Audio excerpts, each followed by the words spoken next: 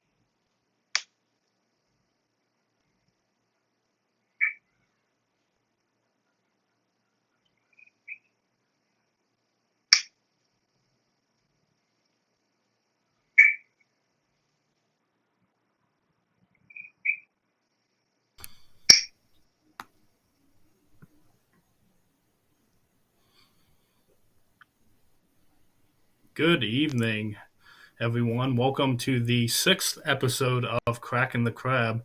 Hey, Brian. As always, I'm joined with Brian Roten, my friend from Shore Issues, and we also have a new friend with us this evening. Well, not new, but new on this side of the camera.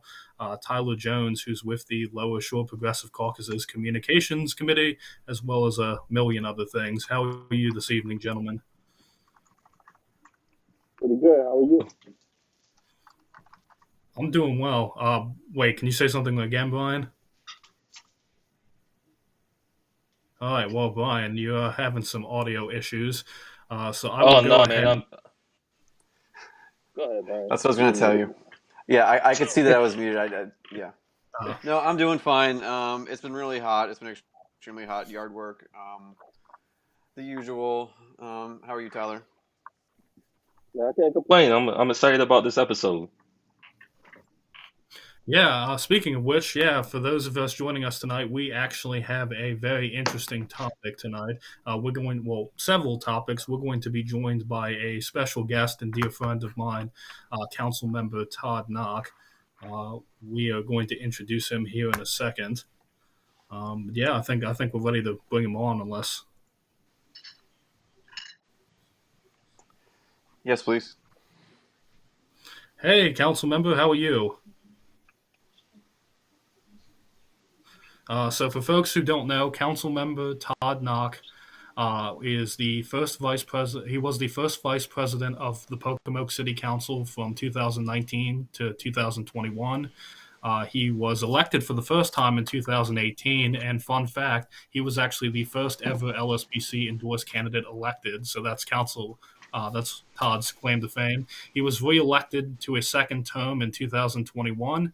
He received a Bachelor's of Science in Business Administration from UMES, and he's also a candidate and the Democratic nominee for Delegate District 38A.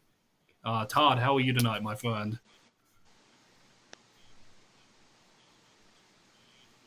I think you might be muted. There we go. What's poppin', Hey, everybody? how are you? Hey. So see, I was watching the screen. I knew that I was still on mute, so I wasn't trying to say anything or I wasn't trying to interact. You forgot one thing. I'm a proud brother of Alpha Phi Alpha Fraternity Incorporated.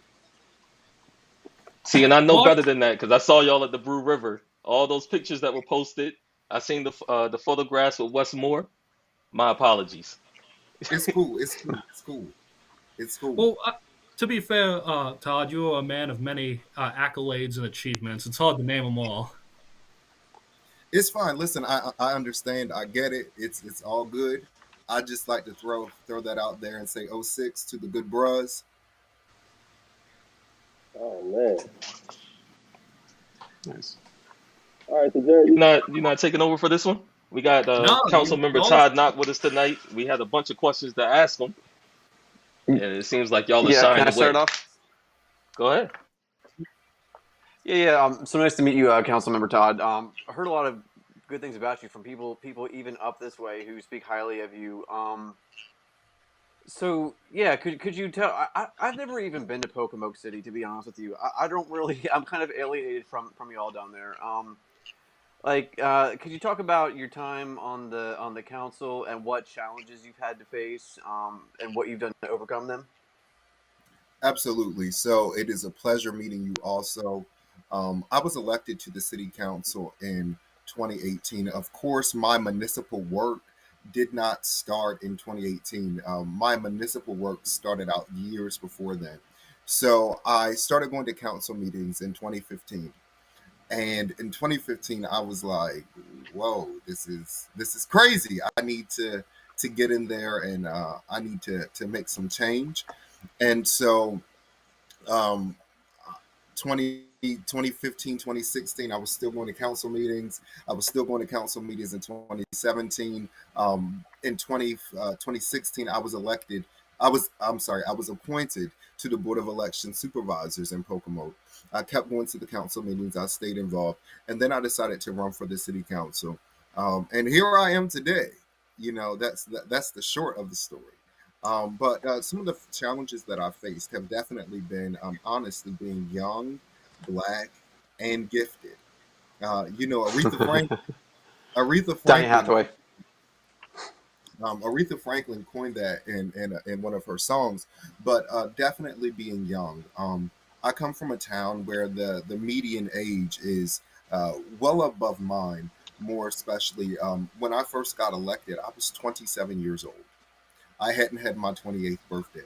So here I am, 7 days away from my 32nd birthday. Um, and so it was just challenging being young. Everybody that was on the city council was either old enough to be my parent or old enough to be my grandparent at the time. So it was kind of hard trying to, it was kind of like putting a square in a circle. And I've tried to open things up and see things. So one of the first things that I got pushback about when I got on the city council in Pocomoke was my title. I changed my title from councilman to council member, and it was unheard of. Why is he doing that? What is he trying to say? And ultimately, I believe that men and women should carry the same title. If you're doing the same work, you should carry the same title. My title shouldn't be any greater than a woman's title, and a woman's title shouldn't be any greater than mine. So I started the trend of council member in Pocomoke City. So actually, there was a lot of say about it. I've been called the council member and things like that, which is perfectly fine with me because I took a stance for something that I believed in. But moving forward, when we redid the charter, the city's charter, everybody was referred to as council member and not councilman or councilwoman, or honestly, it said councilman back then from the version from the 80s. So that was one of my first challenges on the Pocomoke City Council. People have not seen things the way that I've seen them. And I had to realize early on that people didn't live in the same town that I lived in. We all live in Pocomoke, but we didn't live in the same place. We all lived in Pocomoke, but we didn't live the same struggles. We all lived in Pocomoke, but we didn't think the same. We didn't go to the same places. So that was a huge challenge. I was something completely different. I wasn't just a young elected official. I was a black elected official. Now, don't get me wrong. Pocomoke has had three black council people before me.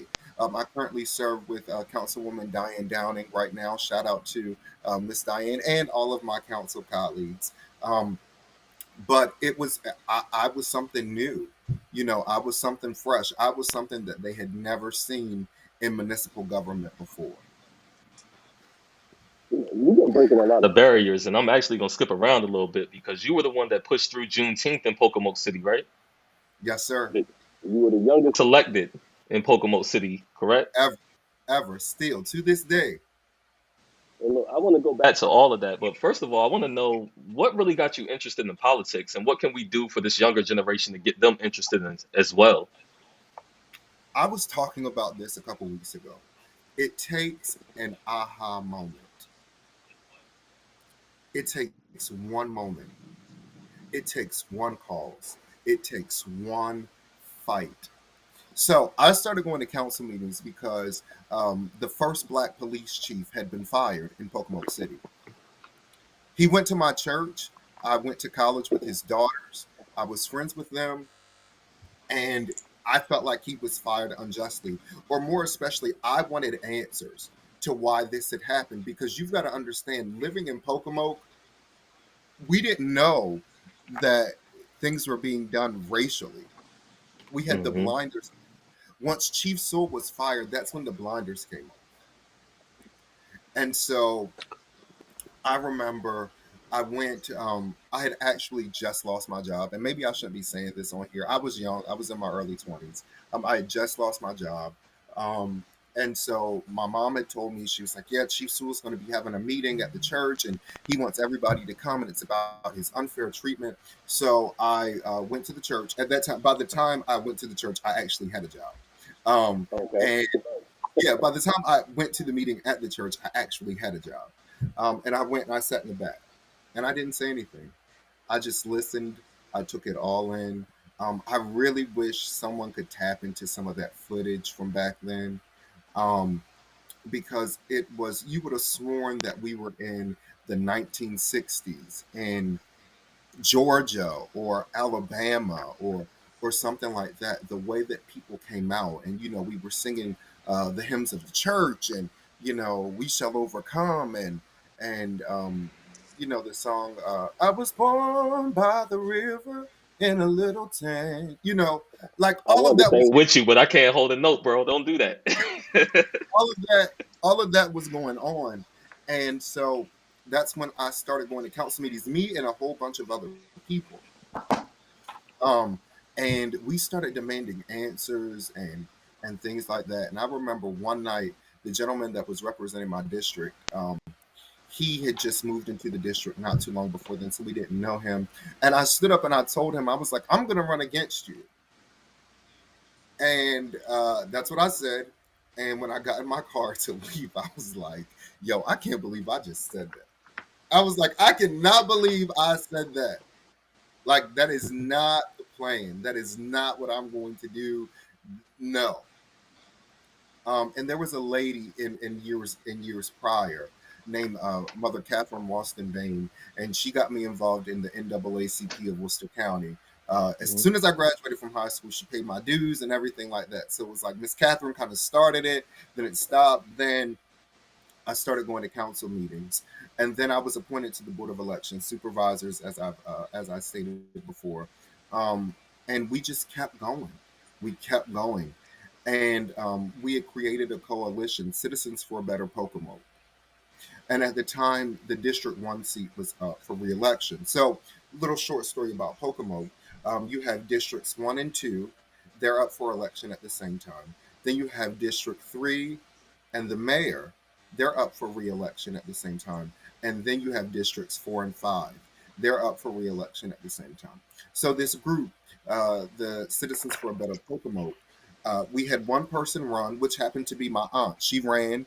Um, and she ran that first year. She was not successful. Then that next year for District 3, there was a lady named Mona Van Ness, and she ran and she wasn't successful. And so then that third year, it was my turn. And I put out all the stops. I was the person that made social media what it was and campaigning in Pocomo, and we won by a landslide. And I have been there ever since. I've been there ever since. Man, that's Um, amazing in itself. Like, but I'm sorry, I don't mean to cut you off. Go ahead. so, I remember Stephen Janis and Taya Graham actually documented the journey. So, if you're looking for an interesting watch, it is a documentary called The Friendliest Town. You can watch it on Amazon Prime. And I am in this documentary. Just a side note, my hair is very short. I don't have hair in this documentary. That you'll see that it was like forever ago. But I was in this documentary, and I remember I was probably one of the last people that was interviewed, and they actually came down the night that I was sworn in to be the first vice president of Pocomoke City's council. And they said to me, I remember that night. I remember you sat in the back of the church. I remember, and look at you now. You're Hmm. leading the city council. So that meant a lot to me. But that's the gist of the story. It was I got involved because Chief Calvin Sewell got fired. It took one aha moment. One moment can change your life. And that's what politicians need to wake up and start to see, that even though it was a bad situation and it turned out in the good for me, but we have the ability to make laws to change people's lives. So why not change them for the good? Why change them for the bad? Why change them for evil or malice or destruction? When we have the ability, we have the opportunity to change people's lives for the good. You're absolutely right. And you're also an educator too, correct? Yes, yes, I am.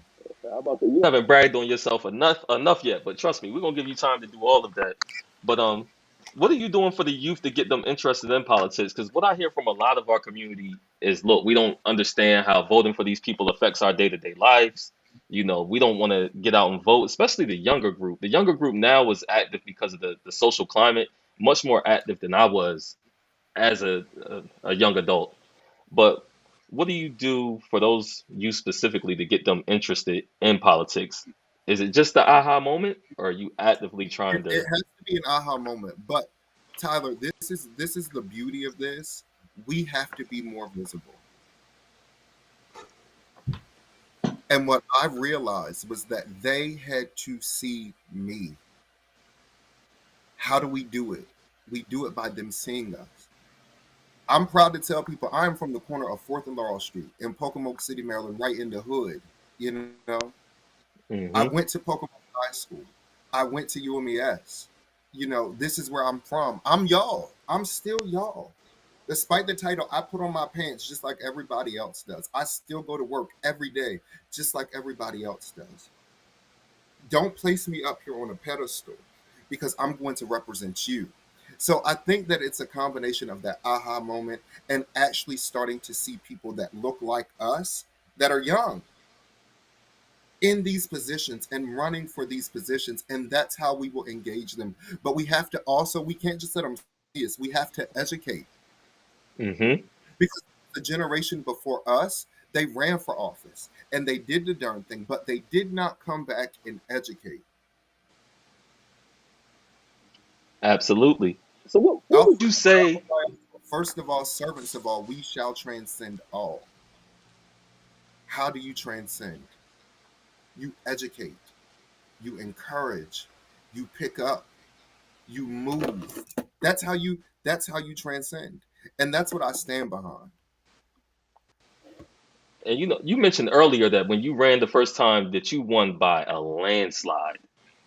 What do you think was a big part of you getting everybody to come out and vote for you? Like outside of your personality, the ethic that went into your campaign. Like, can you speak to that a little bit? So the thing about it was I knocked on every door in my district. No cap, everybody said I wasn't gonna win. Everybody was like, he can't do it. That young boy can't do it. He ain't gonna do it. We want him to, but he ain't gonna do it. And I had the determination and I had the drive to prove those people wrong.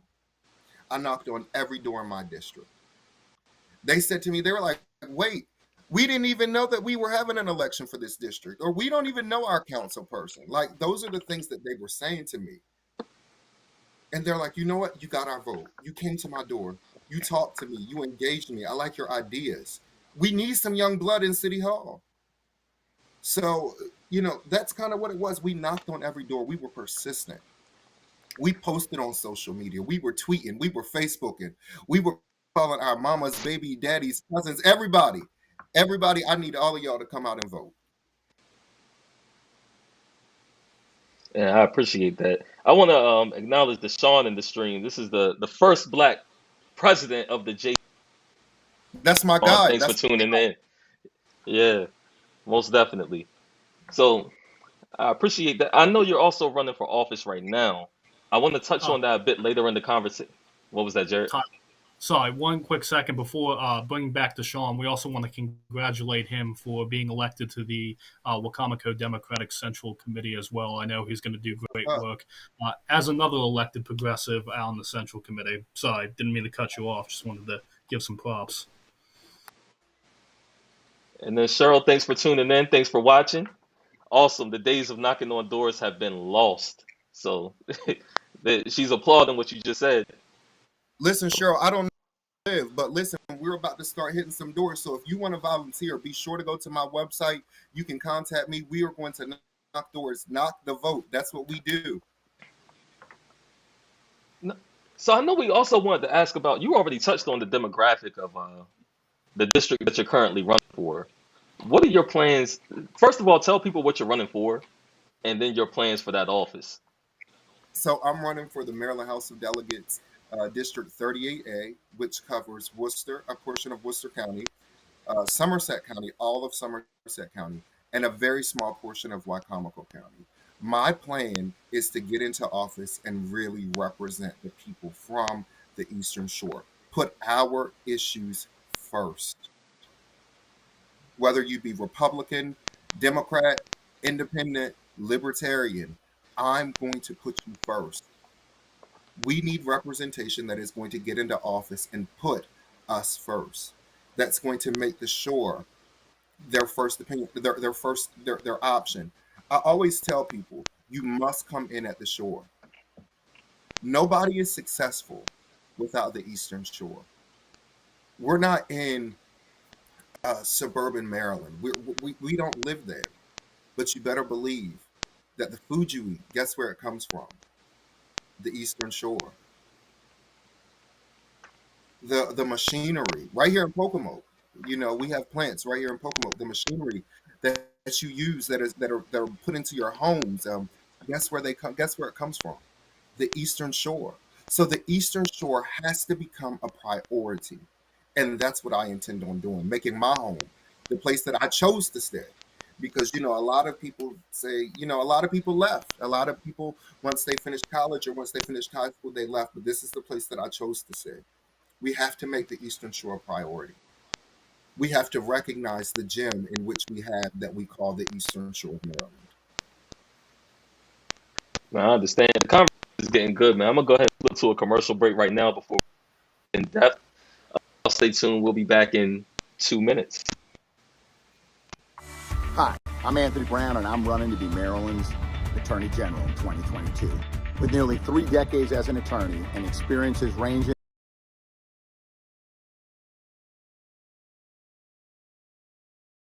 I know that Marylanders deserve an Attorney General who will be their champion for progress.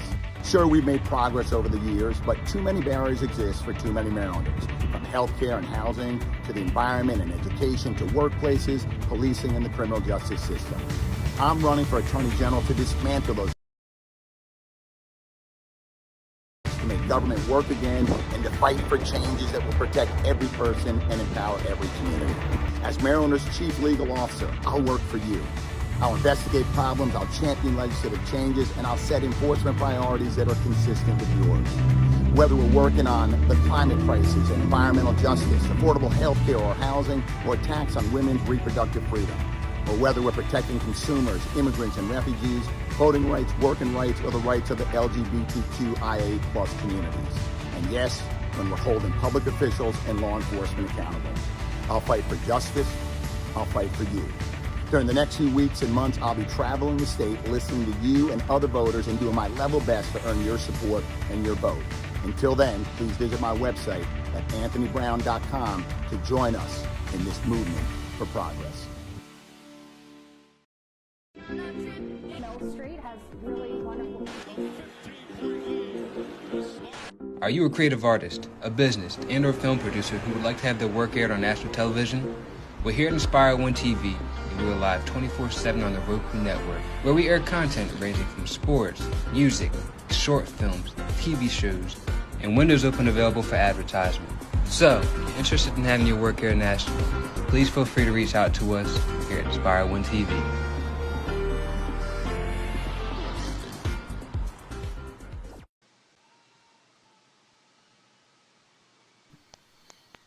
Hello, everyone. Welcome back.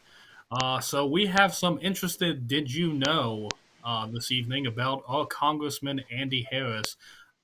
Did you know Andy Harris has been a major opposition to legalizing marijuana both at the state level and federal level? We actually have a clip here to show you where he is talking about a recent bill on marijuana. Can we go ahead? Gentleman from Maryland, Dr. Harris is recognized. For how much time? For how much time was that, sir? For as much time as he shall consume. Gentleman's recognized. Thank you very much, Mr. Speaker, and I thank the gentleman for yielding the time. You know, the chairman of the committee got it right.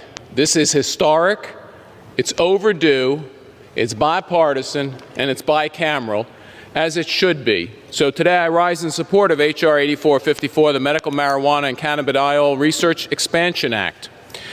You know, Representative Blumenauer and I have jointly co-sponsored this bill for 4 Congresses. Talk about overdue. Although we disagree about recreational marijuana, he supports it, I oppose it, we both concur that in regards to medical marijuana, we need to do the rigorous research to answer the questions. As a physician, I realize that if we're going to have marijuana legal in over 36 states for medical uses, we really ought to be able to do the research on it to see what it can and can't be used for. Because many claims that are made about it, some are legitimate, some will be found to be illegitimate. But the American public deserves to know whether medical marijuana and cannabidiol work for those claims that are being made. This bill makes it easier to do the necessary rigorous medical research, just like is done for any other drug that has a claim of efficacy in this country. The American public deserves to know what medical marijuana is useful for, because for anyone with those conditions where it is found to be useful, it could be a godsend. But for other conditions where the claims won't be found to be valid with rigorous research, it would be found to be ineffective, and that would help protect American patients as well. This would modernize our research methods, bringing medical marijuana up to the scientific standards we use for every other type of medication that is sold as a drug in this country. I urge support and yield back the balance of my time.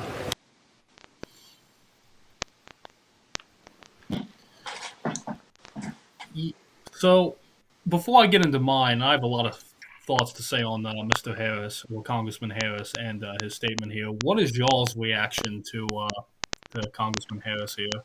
So to give background to folks at home real quick, this legislation is to study the effects of marijuana.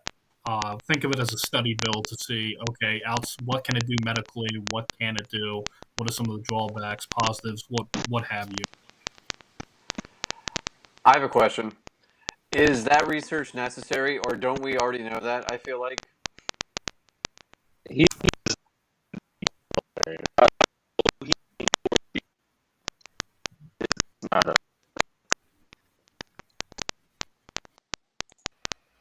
So I'm hearing a little like tapping, and Brother Jones, you were breaking up a little bit when you were saying what you were saying. Not sure if it's my end or someone else's.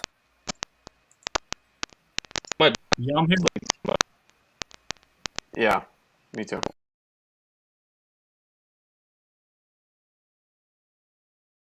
to your point, Brian, study is necessary. Like I said, we've been studying the effects of marijuana for close to 100 years now.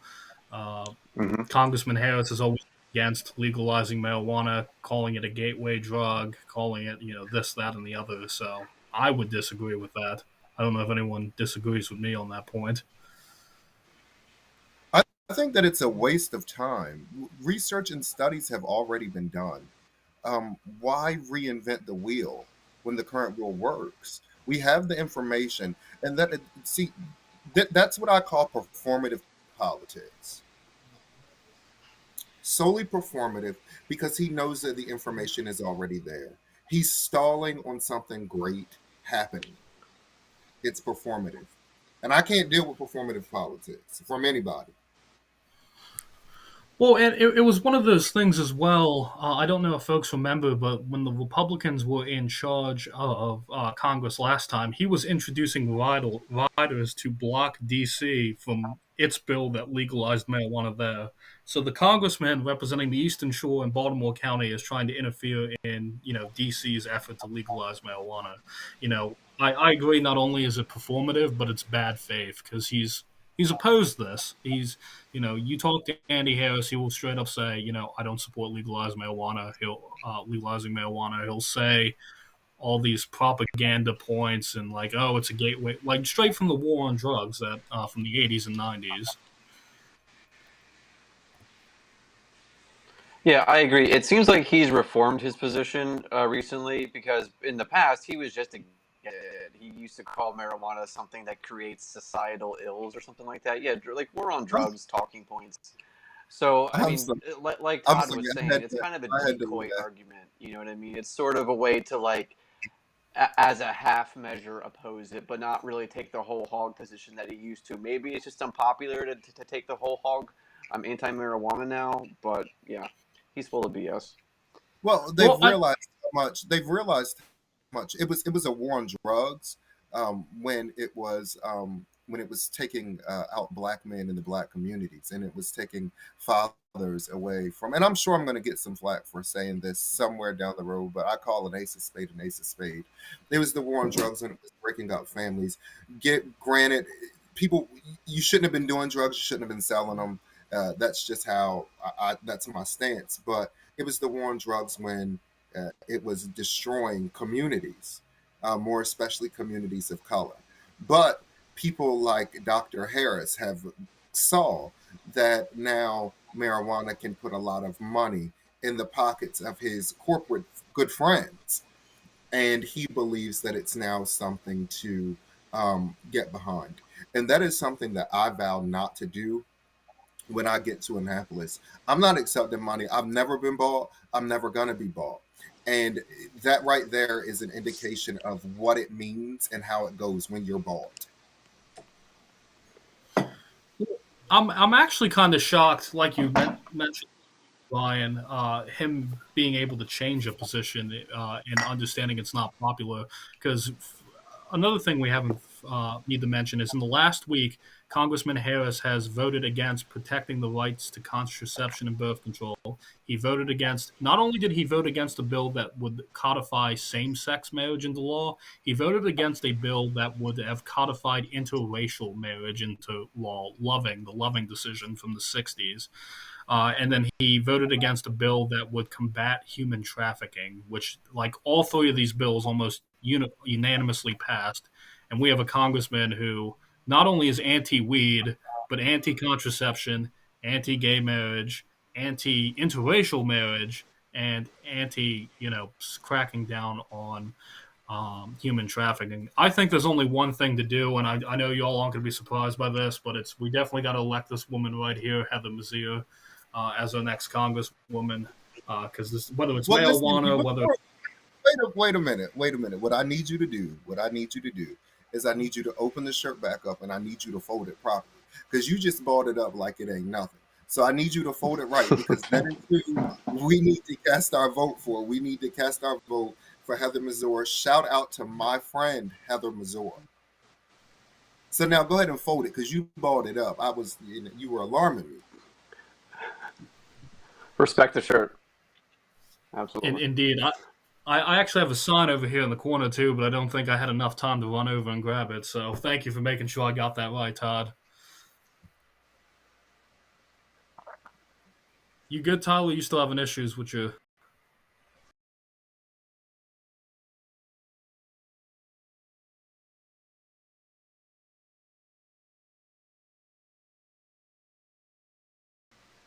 I can't hear him. Yeah, Todd, we can't hear you. You can't hear me? Oh, I hear you now. Yeah, what was the last thing you just said? I was telling Tyler that it's probably his AirPods that are doing it, and he's probably going to have to take them out. Yeah, but then when I just play it through my Mac speakers, for Oh, we whatever got you. reason, I We can got you. We can hear you. We can hear you. Okay. But you touched on something when you were talking about the war on drugs. Like that's a whole nother topic for another day. We'll double back to that not in this stream, but when you talk about the war on drugs and then the opioid crisis and the way that those were handled, another day. But Bro, honestly, and I'm not ashamed to say this, my father was strung out on crack cocaine. mine too. And so I saw what it did to my family. My mother, my mother was a strong woman, man. And she did what she had to do for me. My father got the help that he needed, thank God. And my dad makes over $100,000 a year now. But that was the reality of what I lived with when I was a small child. I never knew my dad was strung out. But as I got older, I started to understand, excuse me, I started to understand what it was. And I started to understand it. So, sometimes people see me, they see me at these political events, and they see me on the city council, the honorable this, Mr. Council member that. But the truth of the matter is, I grew up just like everybody else with struggles, family turmoil. I went through it all. So, I'm grateful to be here today. God is a good God. Absolutely. absolutely. And I want Take the time to acknowledge Councilwoman April Jackson, who's also watching. She said, Todd, That's speak my your truth. auntie. That's my auntie. Welcome, Councilwoman Jackson. It's great to have you.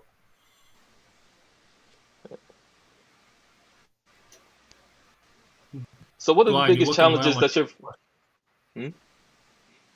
I know Brian. So Brian did that look like he was about to ask a question, but he wasn't saying anything. So did you have one? Yeah, I was wondering. Talking about races coming up. Like up here in Talbot County, Keisha Haith is really crushing it with her county council race, and I was wanting to know. So, Todd's down there in Worcester County. Like, are there other black progressives that are just really killing it on the Eastern Shore that I don't know about right now? So, of course, you have Council Member Shanika Nichols from the town of Berlin. Um, Shanika and I are probably the only two in Worcester County. Okay. We're here. And guess what? The Bible says that when one or two are gathered together in my name, there I will be in the midst also. So we got God on our side, and as we keep working, more and more are gonna come, more and more are gonna show up. Again, it's about being visible. It's about being visible. I was having a conversation with some people the other day, and I just didn't like something. Like I didn't like it, and I was just, y'all know me. I stepped out there and was like, I don't like that, you know. And I thought it was gonna be taboo, and then it was like a whole bunch of other people caught on, and they're like, I don't like that either. So it's just about presenting something. And Shanika and I are the presentation phase down here in Worcester County. Shout out to my friend, Commissioner Shelley Johnson from the town of Yeah, Princess Anne, newly yeah. elected. I was about to say in terms of black progressives who have been really killing it, we have to mention Shelley Johnson down in Princess Anne. Congratulations But on your he asked election. She was elected what? the reason why I didn't- she was elected. Jesus, I was there, but I don't remember the date. She was elected before. She was elected in June. It was definitely June. But he asked about progressives in Worcester County. That's why I didn't mention Shelley. Um, Oh, okay. Just on that's the why. Eastern Shore in general. It doesn't have to be Worcester in particular. That's right. That's right, Aunt April. It's about speaking out and being honest. That's all it is. Put it out there. Speak it into the atmosphere.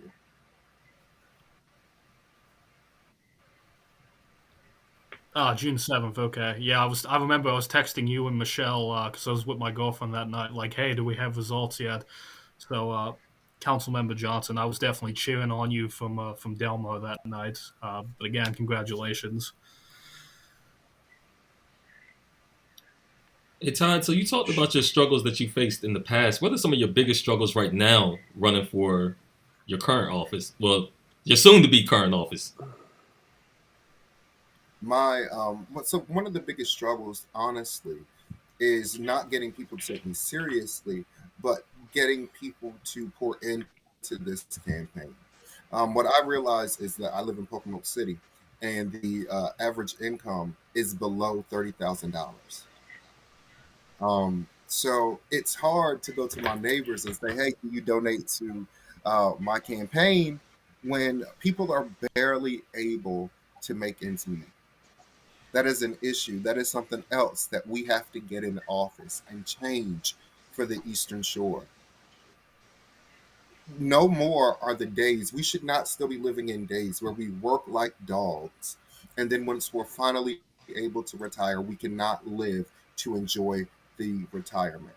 For a plethora of issues. Number one, healthcare down here on the Eastern Shore, healthcare facilities. Once a person reaches the age of retirement, they've reached an age where they have to travel across the bridge for doctor's appointments when something is wrong. When something is severely wrong, they have to travel across the bridge. Some people aren't able to do that because of the transportation issue that we have down here on the shore.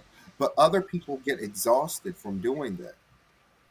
So that's another thing that I'm going to try to do, or that I'm going to do when I get to Annapolis. I'm going to fight for adequate health care and adequate health care providers down here on the shore. That's right. That's right. April, work like a dog for pennies, and then once retirement comes, there is no enjoyment, and that is something that we all need to stand up about. It is something that we all need to be fighting about. Again, I still go to work every day, just like everybody else. So I understand. I understand. I'm not a career politician. I'm just throwing that out there. I'm not a career politician, so I still have to work. I still have to pay my bills. I can't just sit up, never mind. I'm not gonna go there. I'm not going there. I think you Michelle should, Obama but said, we go high. I'm going high. I respect that. So how can everybody watching the stream, how can we get out and support you? What do you need from the people that are watching? You said you touched on money already. What I need else? y'all to come. I need y'all to come and knock doors with your boy. Come knock doors with me. Come and knock the vote. Let's get out here. Let's get out here. Shout out to one of my friends, Whittington from church. So that's another thing that Jared didn't mention. I'm actually a licensed Baptist minister. I had a question for you. I was waiting to get it in. So, you mind if I ask it real quick? So, Okay, like you said, you're a licensed Baptist minister. Obviously, the Baptist church has been important in your life. I've been a couple times with you to services. How does that really impact you and how you, operate in the political arena, just life in general? On Christ the stalwart rock I stand, all other ground is sinking sand. I dare not trust the sweetest frame, but wholly lean on Jesus' name. Um, Jesus is love, and we have to learn how to love people. That's why I get so upset when I hear these evangelicals talk about, oh, this is wrong and that is wrong, and oh, Jesus wouldn't want us to do this, but y'all are stealing. You know, y'all are taking from people. You all are bringing harm to people. So Jesus is love, and that's what it's all about.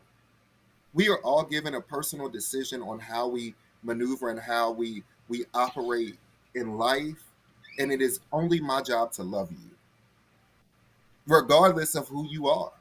It's my job to love you, and that's what my Bible teaches me. It is not my job to condemn you. It is not my job to destroy you. It is not my job to embarrass you. It's to love you. And once Republicans figure out that that is the job, once these evangelicals figure out that that is the job, that is what Christ called us. The Bible tells us to go out into the hedges and the highways and compel men to Christ. It did not say do everything that they're doing right now. Period.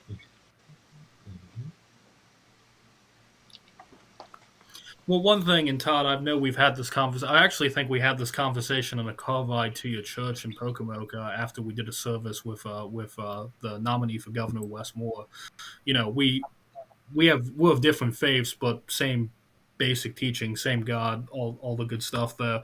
Um, taking kind of the concept of being religious, believing in God, away from those on the extreme right. Like, you can believe in God, you can be a man or woman or they them person of faith, non-binary, that's the word, and not be far right, not be cruel to people, not be judgmental, actually live by the values of faith. So I appreciate you, making that a pillar, because we need to be willing to stand up, as you mentioned. We're not commanded to be that type of person. We're commanded to love. We're commanded to, better the world around us. Hey Todd, you had some people definitely speaking to you in the stream. Brianna Whittington said hey to you. Not sure if you saw it. Miss Shelley Johnson asked were there signs available for your campaign. She's ready to go ahead and support. If you can see that on the screen. I can see it. I'm going to call her when we get off of here. And I saw that the LSPC was actually able to go ahead and answer the question for me. All right. Yeah. So I've been asking Todd about signs, and he can testify to this every day for about 2 months now. Yeah, he ordered them this week, and luckily, you will no longer hear me ask you anymore, Todd. I will just be telling you, hey, this person down in Somerset or Pocomoke or Worcester County wants a sign.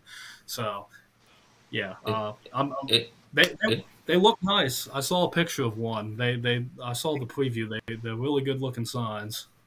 Hey Jared, get in the chat and let people know where they can get signs from LSPC once they are ordered, because we dropped them off.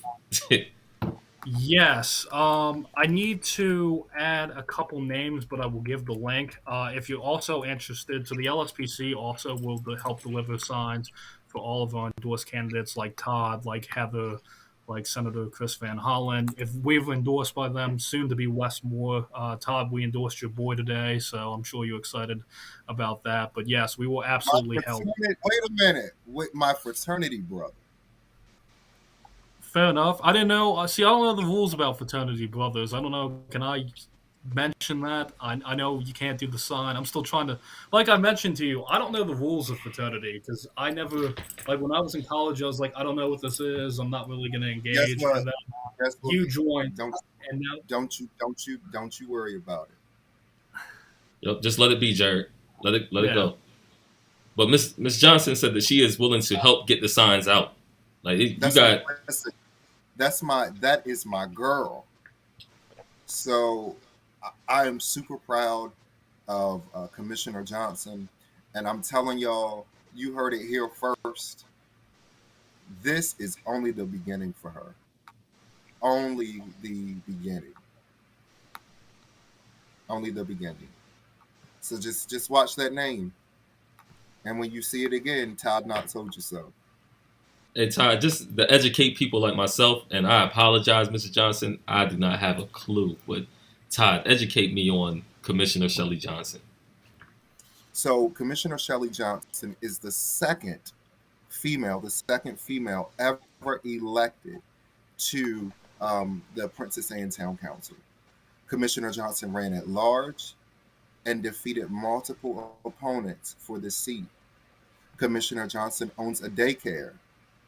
She also has a nonprofit, and she is in her community. She's making strides for change. She's also currently she's running for the Somerset County School Board.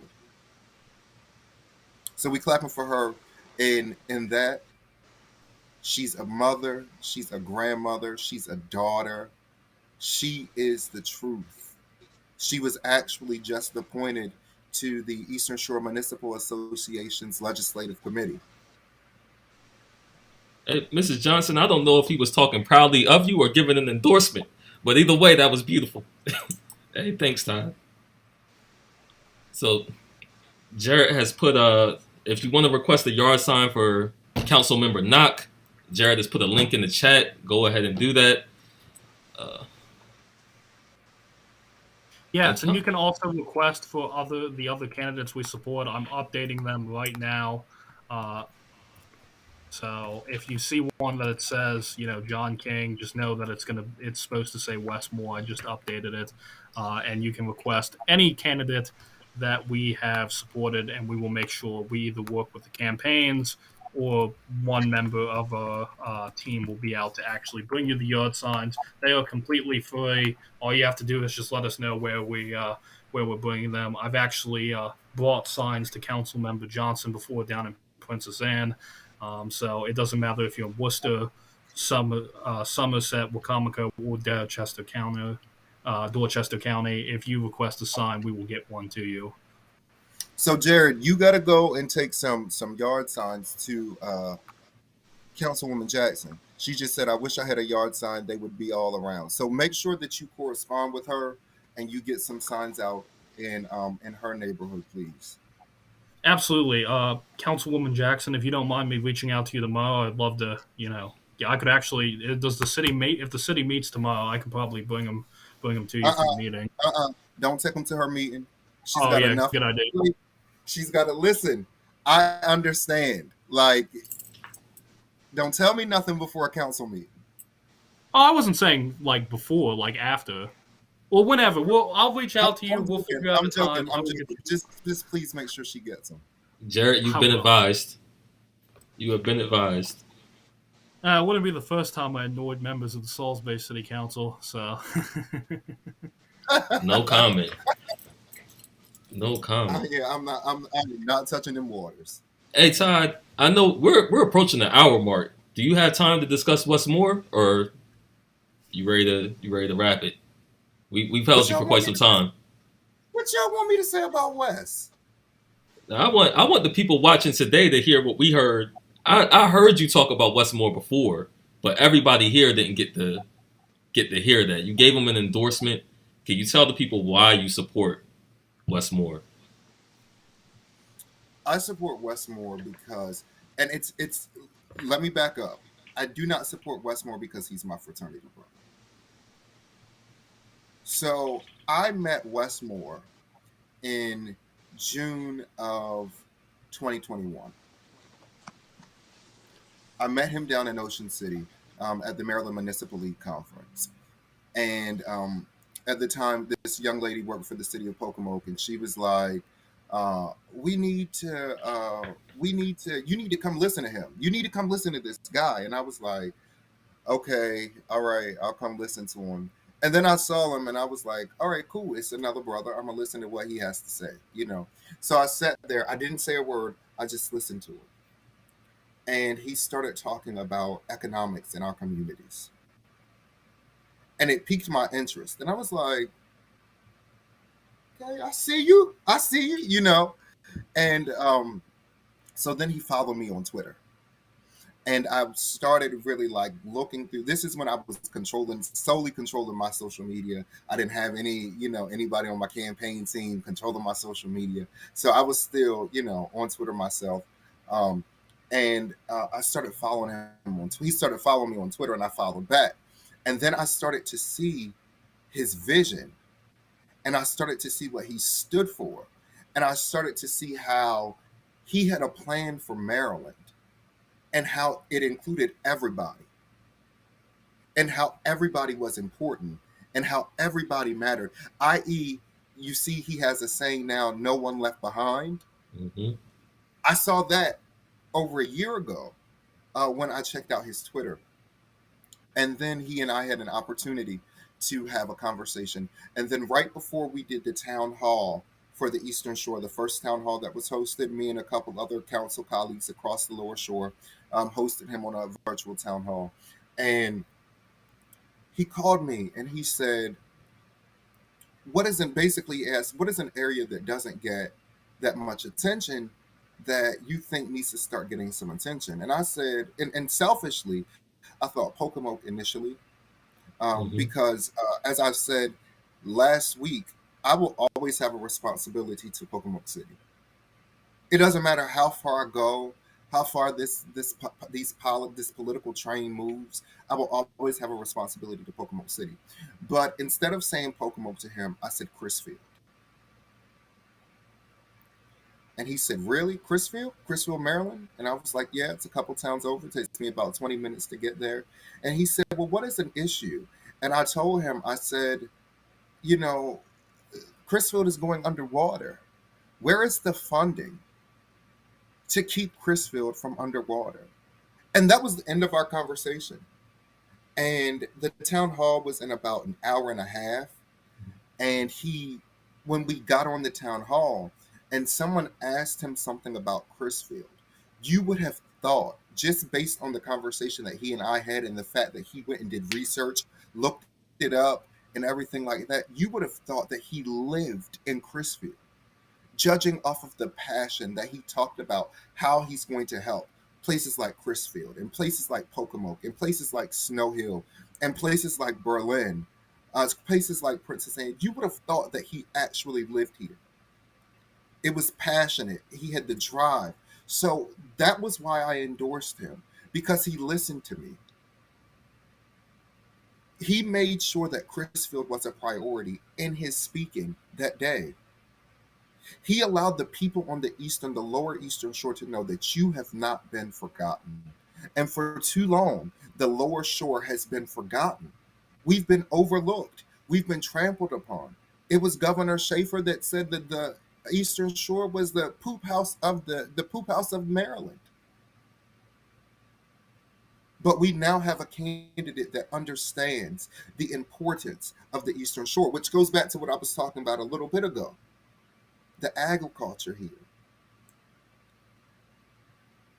the building, the buildings, the plants. He understands the Eastern Shore, and he understands that it's time for the Eastern Shore to get its just due.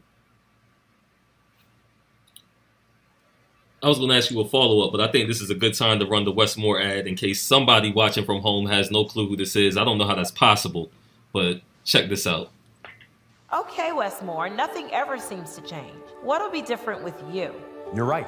And nothing will change with the same ideas coming from the same people. My background is different. I've led soldiers in combat. I've led one of the nation's largest poverty-fighting organizations. I know what it means to tackle big challenges with urgency. And we will make sure that we have the best schools in this nation. We will make sure people feel safe in their own neighborhoods. We will close the racial wealth gap, and we will leave no one behind.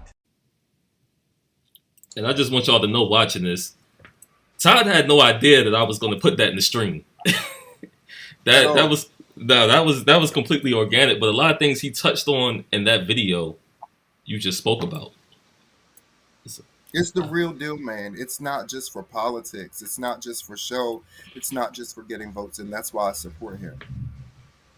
One thing that I remember, and we backed someone different in the primary, but really kind of sold me on Wes was the day I spent with him and you kind of touring your district. And I'm trying desperately to find the video, but when he was talking to your grandmother, your 98-year-old grandmother, and just how he was able to relate and be like, look, one of the first things I want to do when I get elected governor is, give you a tour of the governor's mansion. Like the entire day, he was personable. He understood the issues. Like it doesn't matter if the person was 98 years old or 21 years old. He was able to relate to issues that people cared about. So I'm really impressed with Westmore. And I have to say, Todd, at the end of the day, you were right in the primary. So. Aren't I always right? A lot of the times you are. I don't know if I can. My grandmother hadn't been to the polls in 20 years. She had always done a mail-in ballot. My grandmother went to the polls and casted her vote for Westmore during early voting. She actually not only casted her vote for him, but she actually voted for me for the first time. I don't live in the same district as my grandmother in Pocomoke, so she could never vote for me. So she casted her vote for me for the first time, along with casting her vote for Westmore. And she actually looked at me outside of the polling station and she said, "I got to get in there and vote for my two boys." And I was like, who are you talking about?" And she was like, "Well, you, of course, and Wes. I got to vote for Wes."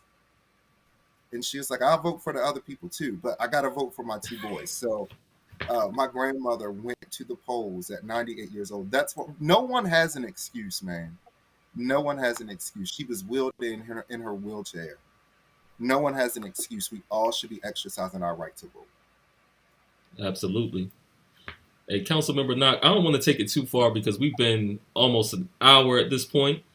And I also want people to know that LSPC is planning a town hall with Councilmember Todd Knox soon. So don't feel bad that you didn't get everything answered during this one. LSPC will host him once again, so you'll be able to see him very soon. Any last minute questions from you, Jared or Brian? Well, one quick thing I will say. Also, I know Councilmember Knock and the LSPC are getting ready to announce door knocking events across District 38A, because we need to get Todd elected. So that's all I wanted to say. Brian, I'll throw it over to you. Thank you, my friend, for coming and joining us tonight. No, all that stuff. Agree. I mean, getting Weston is very likely to happen in any case. But these down ballot races, Todd's race, our delegate race in 37B, the state senate race for 37 against Johnny Mouts, all very important. This is a right-wing territory, so we have to make sure that these crazy people don't get elected. That's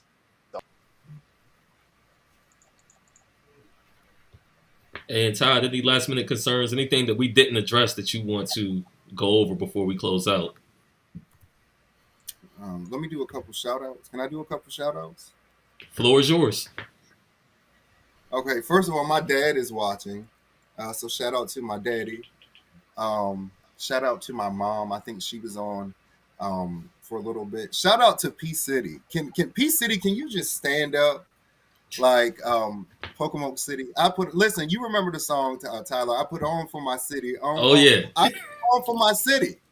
So P City, stand up. I just want to say that I want to thank everybody who has supported me down through the years. It didn't just start when I announced that I was running for the House of Delegates. It started all the way back in 2017, 2018, when I decided that I was running for the Pocomoke City Council. I appreciate your support. I do not take it lightly. I want to thank my family for always standing by my side, always being there, always willing to jump in. I get on their nerves. Do you hear me? I get on, that one annoying relative. I am definitely that one annoying relative. To my friends, I'm that one annoying friend. Because everybody's got to work. If you're around me, you're working. Like we're doing this. So I just want to thank everybody. I love y'all. I will do anything for you. Let's get out here. Let's get this W. Let's show people what the Eastern Shore is really made of. We are made of brilliant people. We are great people, and we are great in our own right. I love y'all. Thanks for having me. My man Jared, Tyler, Brian, I'm sorry. I was Brian, reading a comment. okay. And I was like, what? Okay. Yeah, Brian. Thank y'all for having me on here tonight. I hope to continue this conversation. Tyler, me and you, we got to continue some of these conversations, even if we continue them offline. And always remember to knock the vote. I was hoping you close out with that. Hey, we looking forward to signs. As soon as we get those, we'll make sure that we post them here. And I will be talking to you soon because we need to schedule that LSPC town hall. Absolutely. I'm gonna shoot you my phone number because Facebook messages on my personal account do not get answered as frequently. So yeah, I'm gonna shoot you my phone number. I appreciate it, man. All right, everybody. Thanks for tuning in. We'll be back soon. Bye, everyone. Peace. Have a good night.